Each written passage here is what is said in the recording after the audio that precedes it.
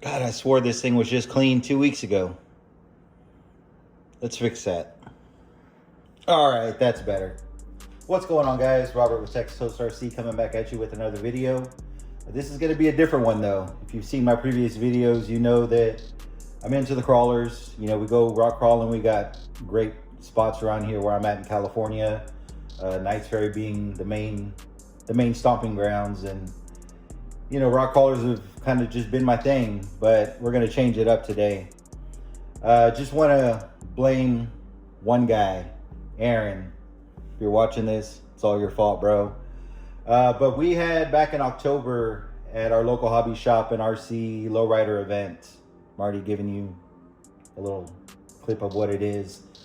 And, you know, I had a buddy that had one of these for sale. And I said, you know what, let's pick that up and get it ready for that event. And I'm telling you right now, it was a rabbit hole I fell deep into real quick. So let's just take a look and see what we got. Here it is, fellas. The Redcat Lowrider Monte Carlo. Obviously far from stock, far from what they look like when you get them from Redcat. But again, we fell down this rabbit hole pretty hard. Just to give you guys a little bit of a history, you know, back in the day when I was a kid, you know, I've always been fascinated with lowriders. I love them. You know, I mean, what's not to like, right? I mean, the crazy paint jobs, the wheels, the hydraulics, the hopping, you know, just the whole scene. You know, it's something that I've always really been fascinated with. You know, really wish I could afford to do something like this in real life. But, you know, as time goes by, these cars get older, harder to find, more expensive. It's just something that's, you know, outside of my price range. So this is the next best thing, you know, that I could do. So here's what we got right now. You know, we see those memes where people say, you know, oh, if I ever won the lottery, I wouldn't tell anybody, but there would be signs. Yeah, there would be signs. I'd have something like this, preferably a 59 Impala. That's the ultimate for me anyways. A 59 Impala all done up. You know, I'd have a Honda Civic all done up because I've always been into those as well. Just a car guy all around. But again, since that stuff's a little expensive when it comes to family and responsibilities and all that kind of stuff, you know, this is the next best thing that we could do. But let's go and dive into this because, like I said, this is far from stock, way far from stock. But we'll just, you know, go over what we got going on. All right, guys. So like I said, this is a Monte Carlo chassis. Obviously, again, far from stock looking. This did originally come in black.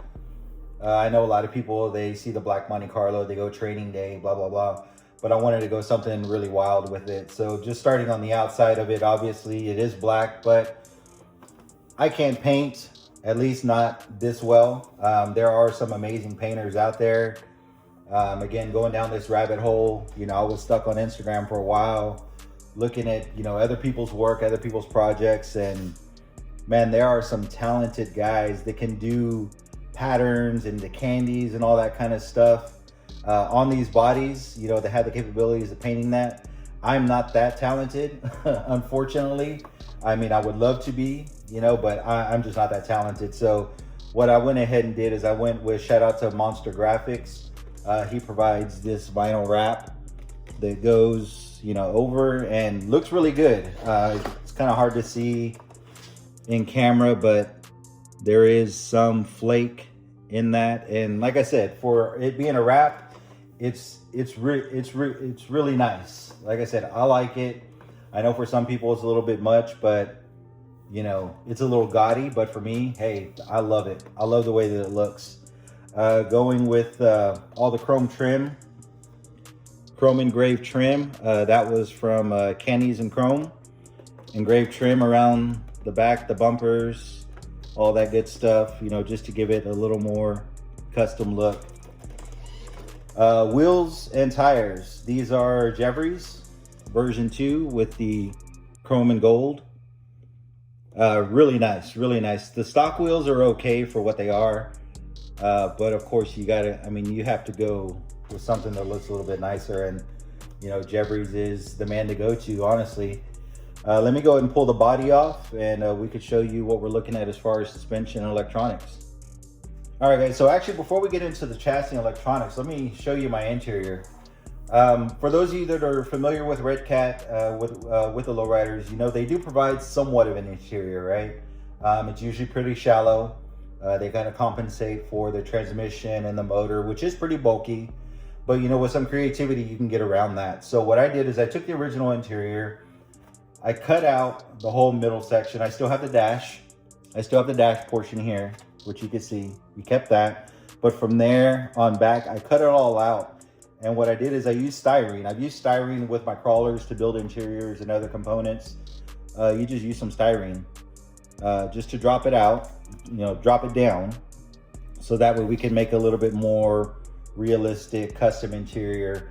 And as far as the actual material that I use, I actually got that from Scale Lowrider Interiors. Now you could either send him your interior, he can build you one. You can buy pre-made seats and all that kind of stuff, or you can actually buy a DIY kit, which is what I did. And he provides you with these panels here that are stamped. And if you can see, they got the, you know, the tucked, buttoned, you know, material. He also, you can get this mirror type pieces. And then you could also get just like the plain, you know, the flat black with no stamping on it. So that's pretty much what I did. I just bought just the sheets from him. I came up with the design myself, made the seats myself. So pretty much just to get the thickness of these seats, what you do is you just kind of stack this material, which all it is craft foam. You can go to your local hobby store, Hobby Lobby, while your wife's looking around, looking at other stuff for the house, you can go over there and pick up some of this craft foam, and it's just stacked. And then I just used my Dremel, glued it, used my Dremel to cut it and shape it to what it is. This tunnel here, not only just for looks, but it does serve a purpose, because on the bottom, this is where my transmission and motor actually fit, so I can make space. So that'll drop down the interior, but then it also gives a space for the motor and the transmission that's on the chassis to seat. So I was able to, that's one of the main reasons for that tunnel. And then for the interior, we got the Jeffries chain link steering wheel, because for me, old school lowriders, they had the chain link steering wheel. Don't ever grab one in the middle of summer because you burn the crap out of your hands. And then for the flooring, the felt material from, again, local hobby store, Hobby Lobby. They got this felt material. I wanted to be able to do something a little bit different, not just have this craft foam on the floor as well, make it look like an actual carpet. And I think it turned out pretty well. And then as far as the dash goes, this is also part of the wrap that's on the body for Monster Graphics. But like I said, just wanted to do something that was a little bit more depth, a little bit more custom looking. And I think it turned out pretty well for my first one. You know, I'm not gonna lie, you know. I know growing up, you know, me and my brother, you know, always kind of being into lowriders when we were kids. You know, we would do the lowrider model cars, and we were trying to figure out ways to do things like this. And, you know, so this kind of just translates, man. And I mean, like I said, I think it, for my first one, turned out pretty cool. But yeah, let me know what you guys think. All right, guys, so to the main event, the chassis. As you guys can see, they're familiar again with Redcat and their Monte Carlo chassis. This does look very different from what it comes stock. A lot of modifications have been done to this chassis. I spent a lot of time on YouTube watching videos, on Instagram, looking up different people's builds, what they do, and again, just fell far deep into this rabbit hole of the RC Lowrider addiction. So let's go ahead and start with the front. So obviously with the front, with the Monte Carlo originally, uses this style of bracket, right? This normally mounts to the front of the chassis. Your servos are sitting up front. What I went ahead and did is I went with RC Hop Shop, his whole front end setup. You got your cross brace here, you got your aluminum arms, your shocks, the whole servo mount setup to bring it around the back. Went ahead and went with that for the front. Now this also does interfere with the motor and where the motor's at, because, you know, originally with the Monte Carlo, because the servos are here up front, the motor is in this position clocked the other way. So the motor kind of goes in this position where the servos are at. Now, you don't necessarily have to do this.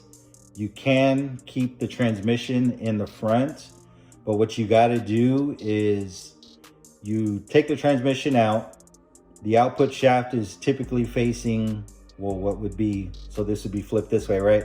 So the output shaft is actually facing this way. You take the gears out of the transmission and you actually would have to drill through the hole here in your transmission case and flip that gear. Real simple. You just flip the gear and then the output shaft comes out the back. So this essentially could fit here. And I did have it here for a while. But again, wanting to get as much weight to the back of this so that way it assists with the hopping, I went with a different, setup here, which we'll get into. But like I said, you can run this setup like it is with this transmission here, but you just have to drill at that hole so that way you can rotate the transmission and relocate the output shaft to shoot back towards the back of the chassis. But continuing on with the front, control arms, upper and lower control arms. These are the new Jeffries pivot ball control arms. I think they look cool.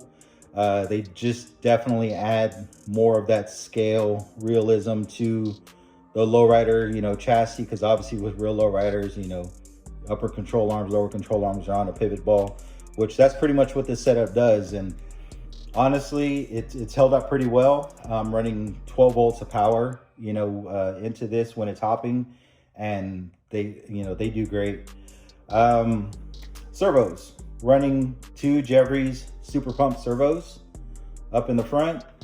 Jeffries servo arms, got them shaved down for clearance. These servo arms are a little bit longer, but as you can see, so that way we can get as much clearance for them to touch in the front. We got those shaved down quite a bit, so that way we can give them more room to be able to meet in the middle. Moving on back, again, like I said, the transmission normally goes into this location. We got that moved further back. That is all done with the RC Hop Shop as well. RC Hop Shop does make a transmission relocation mount. Let me actually flip this around. See if you can see that. So down here you have this brace, this bracket. That's what's going to give you the clearance to get above the motor. There is some clearancing you got to do underneath the chassis to be able to make it work. But again, this moves the chassis back. Moves the transmission back further on the chassis. So that way, again, we get more weight in the back. Rear servo setup. So for the rear servo, again, RC Hop Shop, servo relocation mount. This gives you actually options to be able to move it forward or backwards. I got it almost to the furthest position in the back. Again, the whole point is just moving more weight to the back as much as possible. So that way when you're hopping, that weight is kind of assisting you, to move it back. Servo arms for the rear. Jeffries servo arms. We're running custom RC Lowrider shocks for the rear as well. And these are functional shocks, as you can see. So there is some spring on this. I know I've seen some where they look like they're a shock, but because of the way they mount, there's no actual spring on it. These do provide some spring action for you. So when you're bouncing, it's giving you that hop.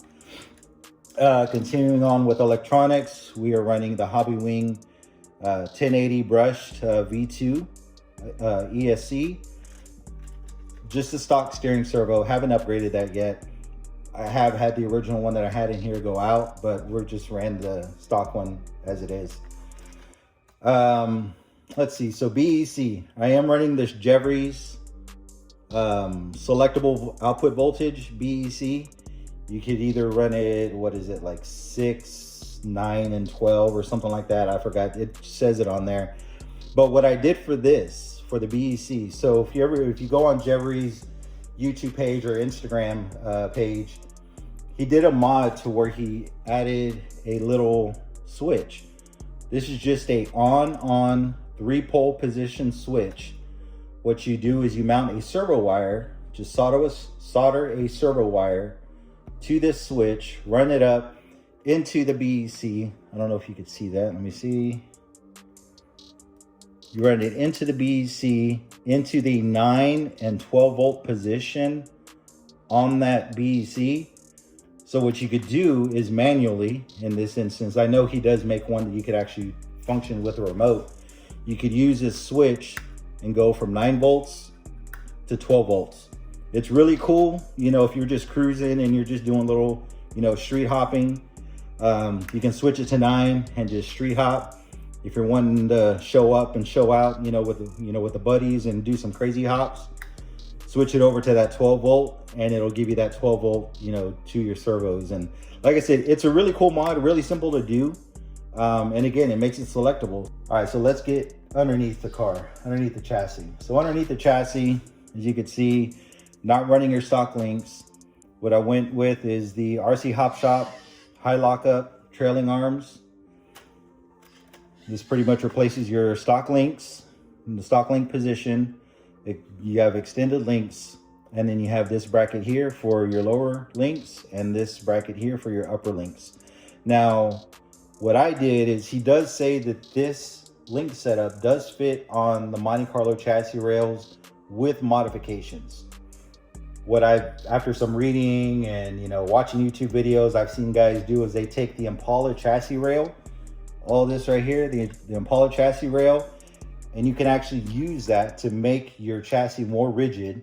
Now, the Impala chassis rails are longer than the Monte Carlo chassis rails, but what you pretty much do is right behind here where you have that slant and it comes down straight, you cut out, I think it's either a 1/4 or a 1/2 inch, I don't remember off the top of my head.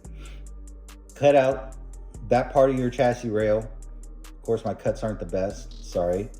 But it shrinks down the back end, the back half of the chassis rail, slides it forward so the mounting holes on the chassis pan itself do meet up with the holes that are here on the chassis rail. So this will make this mounting a lot easier, because with the Monte Carlo chassis, it's a bit thicker than what your chassis rail for the Impala is. So you have to kind of shave it down for this mount to fit, or you just get an Impala chassis rail, cut that out, mount it up, and it fits perfect. So pretty much, again, RC Hop Shop, long, high lockup trailing arms, the drive shaft. So custom RC Lowrider makes this limited slip drive shaft. Now, if you can see, it's got like a slot cut out here, kind of like at the yoke area where it mounts up to the transmission and your axle.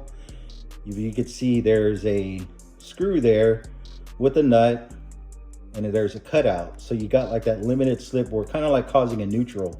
Now, you could do a neutral another way. If you're running the hobby wing setup and you have the program card, you can actually go in and adjust the drag brake, which I've done as well. So pretty much you adjust the drag brake to 0. Everything is powered on, and you can still freewheel with this specific ESC. The stock one doesn't allow you to do that, but if you go with the hobby wing 1080, you can actually adjust that drag brake so that way it'll freewheel as well. So I have that, plus I have the drive shaft here, and you get that good, awesome freewheel action that you need whenever you're doing those hops.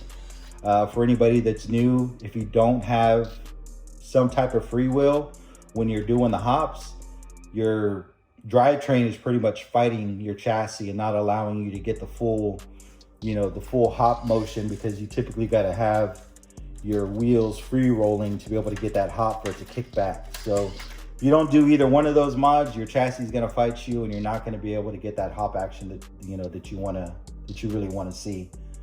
Aside from that, guys, that's pretty much it. Actually, no, got here this axle brace right here. This is from Skunk RC. You can get them. I went with the bat wing. They got like a V point. They got one that's kind of curved. I think I have one here from let's see, this one here is from Don Galindo. This is for one of my other builds, my 64. He's got like a curved version, but they got a few versions out there. This is just the one that I went with, this one. Aside from that, guys, that's pretty much it. Let me get a battery in this thing. We'll power it up and I'll show you what it does. All right, guys, so as far as mounting, obviously with the Monte Carlo, typically you have your mounting point here for the front, because I have none of that in the front. What I went ahead and did is just some Velcro. Just got some, see if you can see that. Just some Velcro here, Velcro inside the body, magnets in the back, obviously, like it comes. I just kind of just push it down and it holds the body pretty good. So we just got a battery in here. Let's see, I think we're set on 9 volts right now.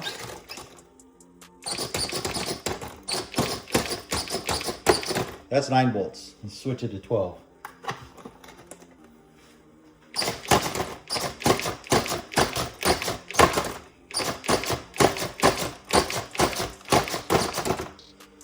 Obviously, you can see the difference between the 9 and the 12. Let's switch it back to 9. You can check it out again.